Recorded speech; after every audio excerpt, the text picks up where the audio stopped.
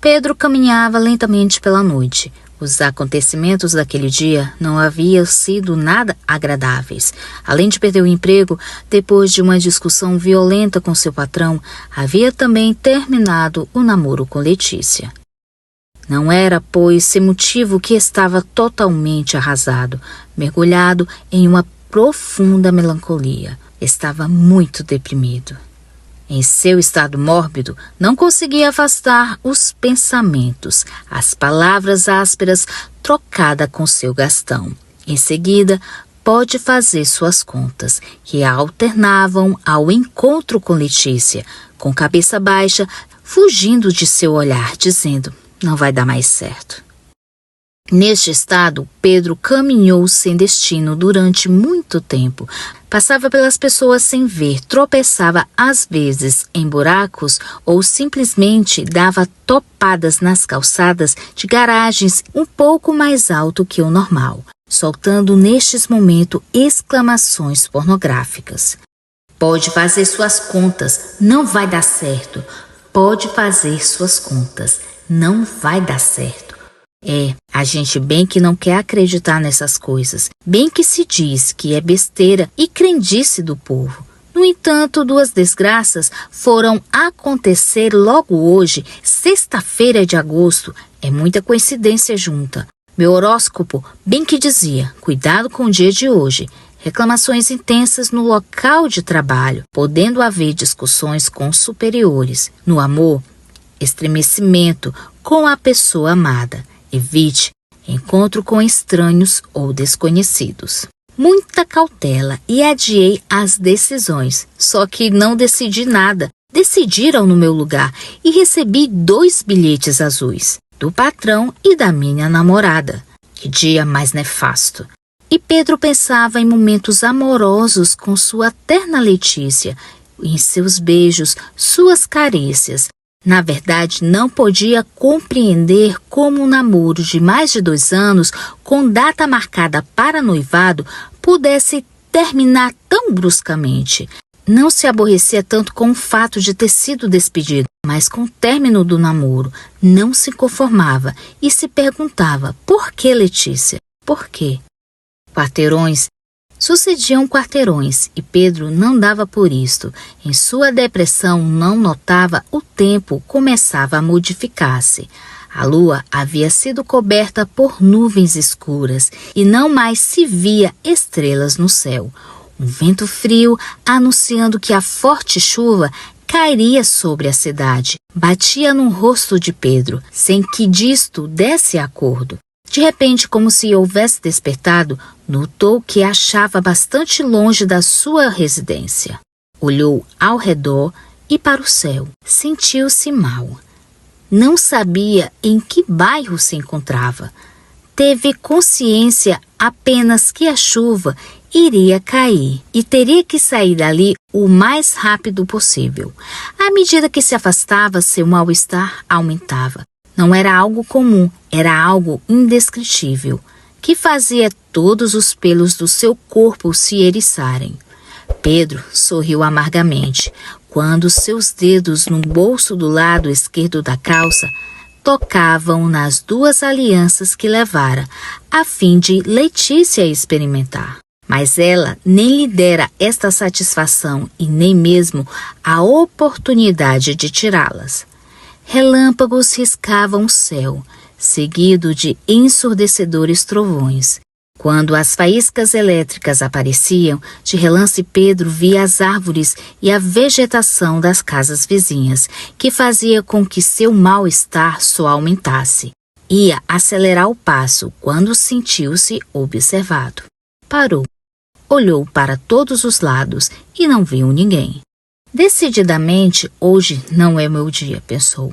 Repetidamente, como se saísse do nada, ouviu aquela voz argentina. Boa noite. Sobressalto, Pedro virou-se. Onde olhara antes e nada vira, estava uma jovem. Boa noite. Você parece que está muito triste e assustado. No entanto, não creio que um rapaz como você tenha medo de uma moça. Não, não é medo não.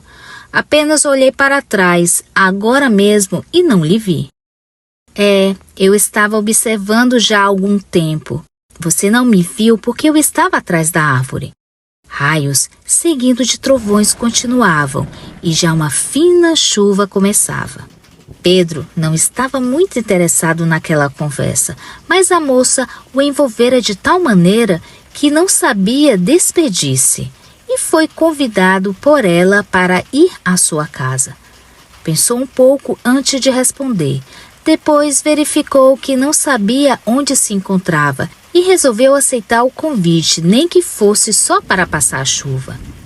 Caminhavam lado a lado, suas mãos roçavam, e foi o suficiente para Pedro segurar a dela, com total anuência da moça.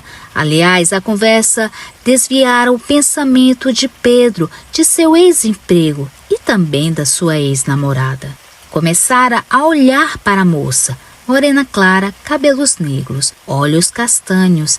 Era de uma suave beleza, demonstrava ter forte personalidade e a sua voz era uma das coisas que mais lhe agradavam. Não tinha nenhuma aparência de ser garota de aventura, muito pelo contrário, era de fina educação e parecia a imagem da pureza.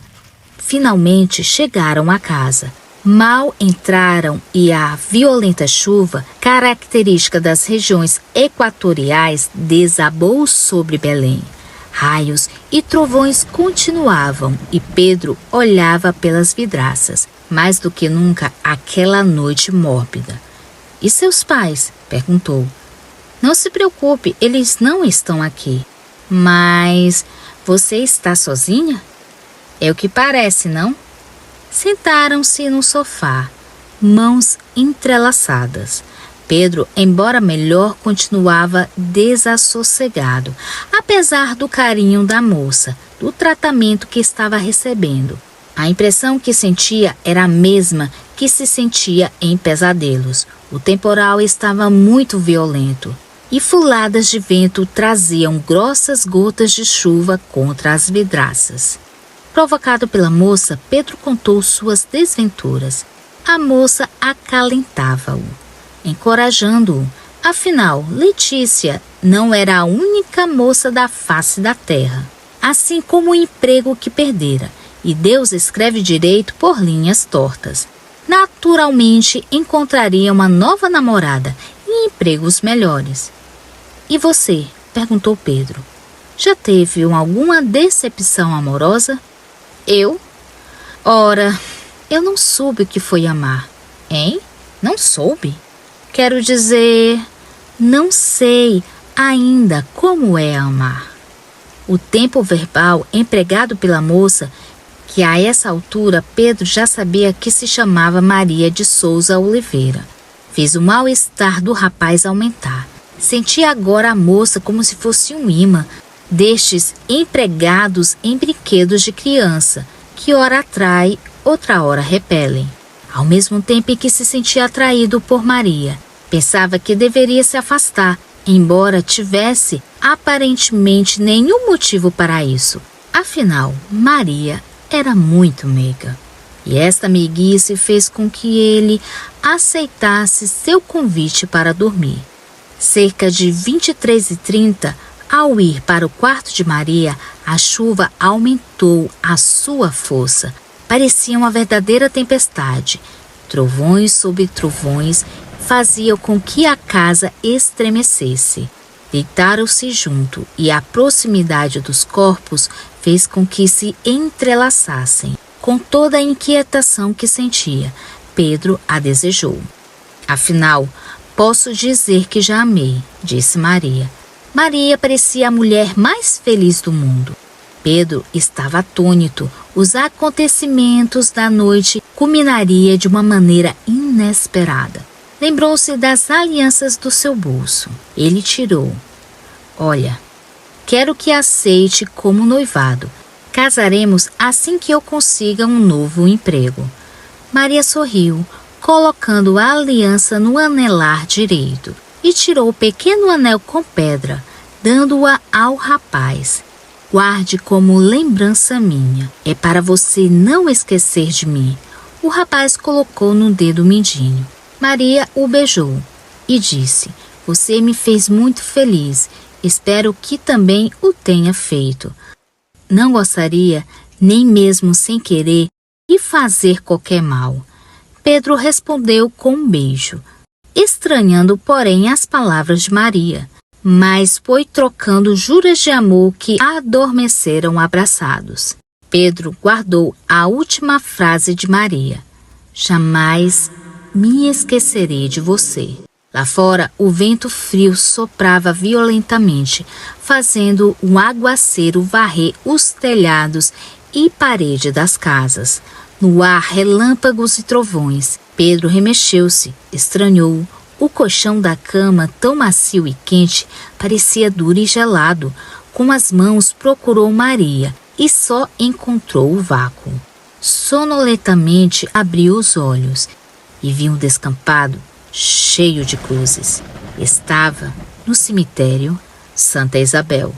Horrorizado, cheio de pavor, viu onde se encontrara, em cima de uma sepultura. Olhou para a cruz e lá estava o retrato esbranquiçado, mas perfeitamente reconhecível, de Maria Souza Oliveira. Morena clara, cabelos negros e olhos castanhos, nascida em 3 de fevereiro de 1902, falecida em 13 de agosto de 1918. Sem conseguir pensar, viu que na parte de baixo da cruz estava a aliança que lhe dera como sendo de noivado. Em seu dedo mindinho, o anel que a moça o presenteara. Às 6 horas da manhã naquele sábado, os que estiveram nas cercanias do cemitério tiveram ouvido aquele grito de pavor. Era o Pedro, que saiu correndo do cemitério.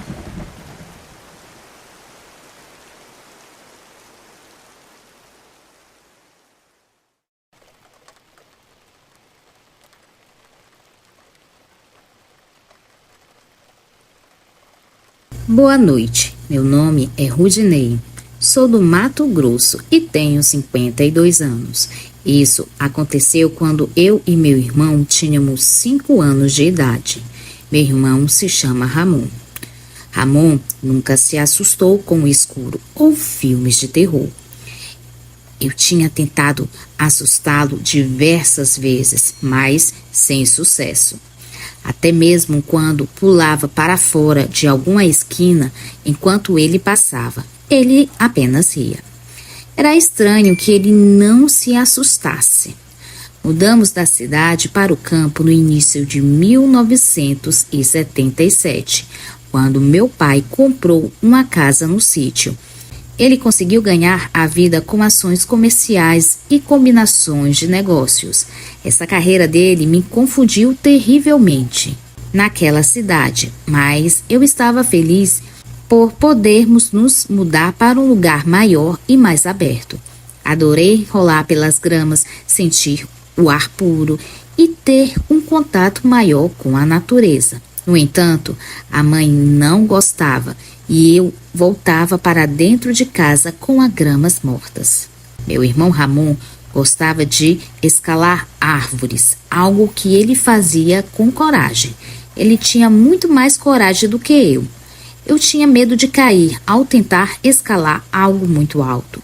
Eu apenas observava e verificava de que ele não ia cair. Os primeiros meses na nova casa foram excelentes.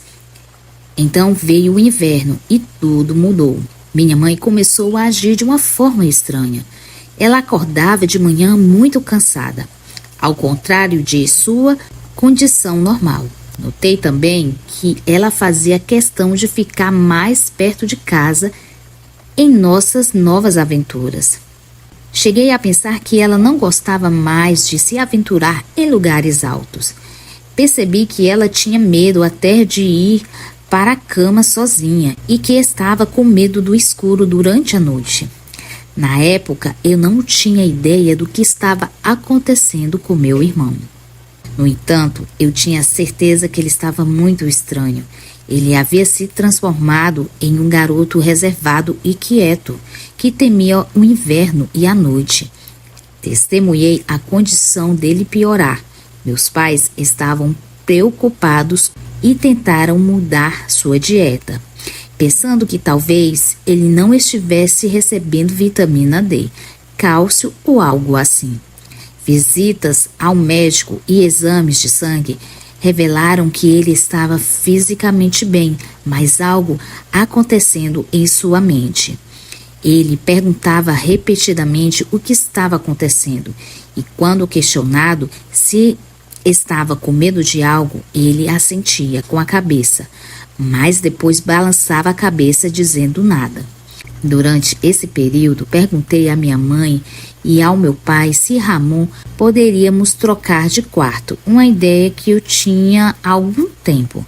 Além de não gostar muito da localização do meu quarto, eu ficava mais longe do banheiro do que o quarto de Ramon.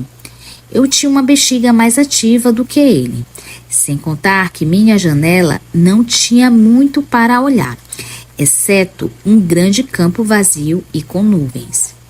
Eu preferia olhar para um bosque, que era a visão do quarto de Ramon.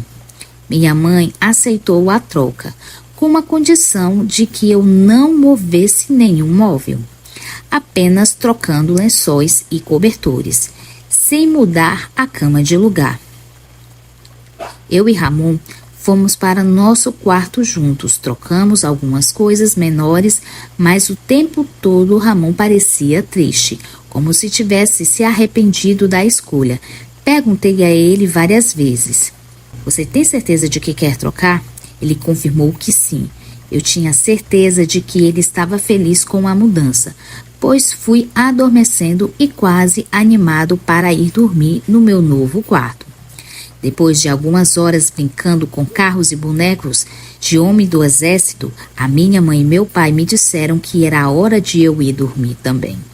Então fui pelo corredor, primeiro explicando tranquilamente o novo quarto de Ramon, ou o meu antigo quarto. Ele estava dormindo na cama, até roncando. Isso me deixou feliz em vê-lo dormir tão bem. Talvez pela manhã se sentindo bem por eu ter feito a troca com ele. Fui para o meu quarto novo e, em seguida, para as minhas cobertas. Virei-me para o lado esquerdo e meio que olhei para fora da janela, para ter uma ideia da minha nova visão, já que a janela do meu quarto, as do Ramon, não tinha cortinas ou persianas. A mãe tentou colocar cortinas e persianas, mas lembro de pedir para não colocar a cortina, pois preferia ver a visão do lado de fora. Quando ela me lembrou que eu poderia simplesmente abrir a cortina e persiana, fiquei firme com minhas palavras, dizendo que não preferia e que a janela não deveria ter as mesmas. Sendo meu irmão mais novo, Ramon concordou comigo, dizendo que não queria também. Por isso não havia persianas ou cortinas em nossos quartos. Naquela noite de lua cheia, a lua estava grande e clara que iluminava as árvores próximas à nossa casa. Dava para ver as árvores e galhos balançando ao vento. Eu apenas olhava para a folhagem noturna até adormecer. Com o tempo, lembro-me de acordar à meia-noite com barulho. Felizmente, eu não tinha me despertado na escuridão total. Como eu disse, a luz lá fora era brilhante o suficiente para clarear o meu quarto. Então, voltei para o meu lado esquerdo, minha posição favorita para dormir. Quando olhei para a janela novamente, havia algo olhando para dentro do meu quarto. Era tão desconcertante e assustador que eu nem conseguia respirar. Meus olhos se abriram enquanto eu olhava para ele, e ele me olhava de volta. Era como um cachorro alto, com suas duas patas dianteiras sobre a janela, que parecia com grandes mãos e grandes garras. Eu vi pelos cinzentos e escuros, cobrindo um longo focinho, terminando em um nariz preto e brilhante. Ele encarou por vários segundos antes de começar a se mover. Vi suas mãos de patas se moverem em minha direção às bordas do peitoral da janela. Eu percebi em puro terror que aquela coisa estava tentando abrir a minha janela. Apesar de querer gritar e correr para o quarto dos meus pais, eu não conseguia. Apenas fiquei ali deitado, paralisado, vendo esta criatura tentando abrir a janela do lado de fora. Para o meu alívio, ele simplesmente desistiu depois de um certo tempo. Para meu horror, pude ouvir seus pesados passos enquanto ele se movia como um ser humano. Quando aquela criatura se foi, eu não conseguia mais ouvir seus passos. Saí da minha cama e corri para o quarto do meu irmão Ramon. Tentei ficar quieto, mas estava em pânico. Abri sua porta e fui para sua cama deitar ao seu lado. Virei-me para ele e foi quando fiquei surpreso. Vi que meu irmão estava bem desperto, com os olhos cheios de lágrimas. Antes que eu pudesse dizer uma palavra, Ramon disse: "Me desculpe, me desculpe, me desculpe. Por favor, me desculpe." Fiquei confuso por um momento, mas então percebi o motivo de sua mudança repentina e seu medo súbito das coisas. Ele havia sido visitado por aquela criatura em sua janela desde o início do inverno. Entendi agora que ele se sentia culpado. A princípio, ele não queria que eu fosse para seu quarto, mas a ideia de dormir melhor e não ter que ficar aterrorizado falou mais alto para ele. Não o culpei nem um pouco. Eu sabia que meu irmão não estava tentando me fazer mal.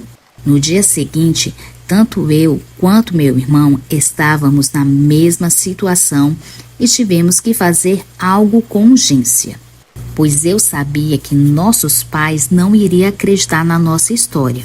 No entanto, eu tinha um plano. Falei para o meu irmão que meu pai odiava aranhas e eu havia encontrado as maiores aranhas que pude encontrar. As mantive no frasco durante todo o dia, pois eu iria usá-las no nosso pai.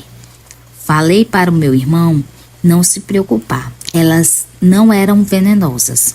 Quando chegou a noite, precisamente na hora de colocarmos na cama da minha mãe e do meu pai, eu me assegurei de que uma das aranhas estivesse em cima do meu pai. Eu havia arrumado um jeito de acordá-lo. Liguei um rádio velho que eu tinha em seu quarto. E em segundos ele acordou com o som alto do rádio. Pouco tempo depois ele gritou, pois havia muitas aranhas sobre ele na cama.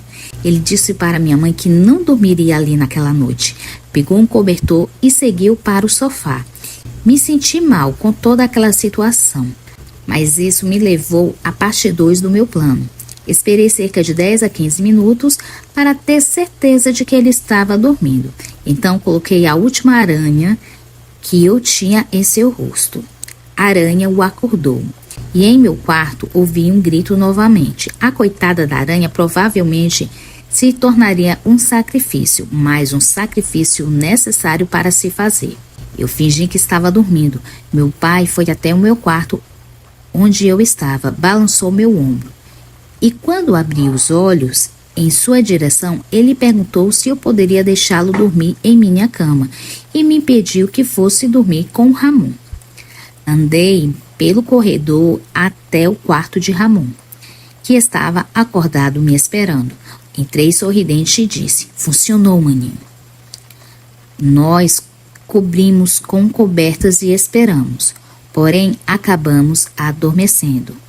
No dia seguinte fomos acordados bem cedo pelos nossos pais. Eles estavam andando rápido, mal se falavam entre eles.